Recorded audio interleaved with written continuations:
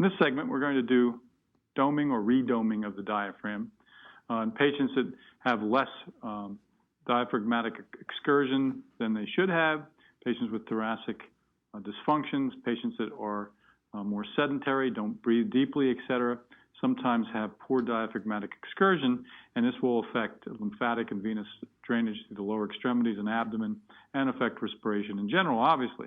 So we're going to have our patient lie supine, hips and knees flexed, and then we're going to reach in and try to palpate the xiphoid process and make sure that we localize that and then draw our thumbs just slightly below the xiphoid so we don't put too much pressure on that little bony eminence.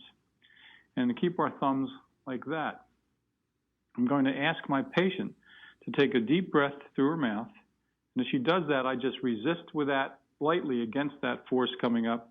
And as she exhales, my thumbs just follow that sinking into the abdomen. And then she does it again, and we just get this little myofascial stretch each time I resist her deep inhalations.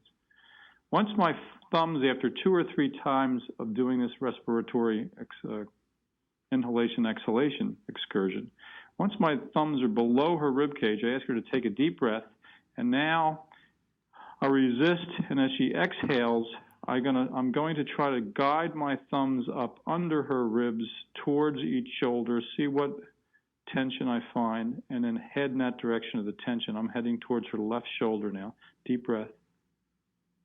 And I just resist it and let it go. I'm not forcing it. I'm just resisting on the inhalation and just following it with the exhalation. Some people like to do this with a variation because they think this thumb is compression is a little too forceful. If you do it the way I showed you, most patients should be able to tolerate that. Most people that have done it in the past really jammed in, I think, a little too forcefully and made patients very uncomfortably reactive.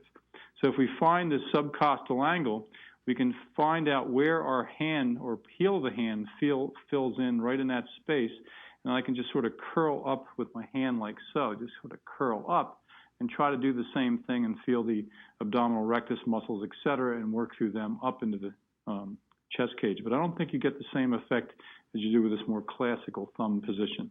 So doming of the diaphragm.